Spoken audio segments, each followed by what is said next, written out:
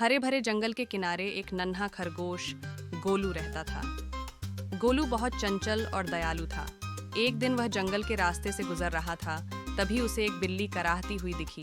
जब गोलू ने पास जाकर देखा तो पता चला कि बिल्ली के पैर में गहरी चोट लगी थी, शायद किसी ट्रक से टकरा गई थी। गोलू ने बिना देर किए पास के तालाब से साफ पानी लाया और उसकी चोट को धोया।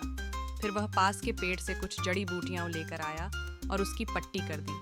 बिल्ली, जिसका नाम मिंकी था, गोलू की मदद से बहुत खुश हुई और धीरे धीरे ठीक हो गई। कुछ दिनों बाद गोलू घास के मैदान में खेल रहा था कि अचानक एक भेड़िया उसकी ओर दौड़ पड़ा। गोलू डर के मारे तेजी से भागने लगा, लेकिन भेड़िया और तेज था। गोलू की जान खतरे में थी। ठीक उसी समय मिंकी एक ऊंचे पेड़ की डाल पर बैठी थी। जैसे ही उसने देखा कि गोलू मुसीबत में है, वह झट से कूदी और भेड़िए के मुंह पर अपने नुकीले पंजे चला दिए। भेड़िया दर्द से चिल्लाया और भाग खड़ा हुआ।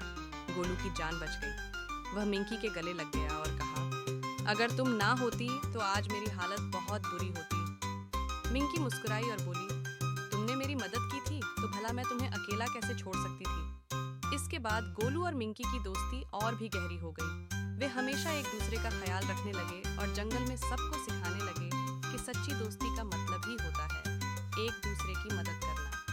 सीख: सच्ची दोस्ती हमेशा मुसीबत के समय परखी जाती है। जो दूसरों की मदद करता है, उसे भी मदद जरूर मिलती है।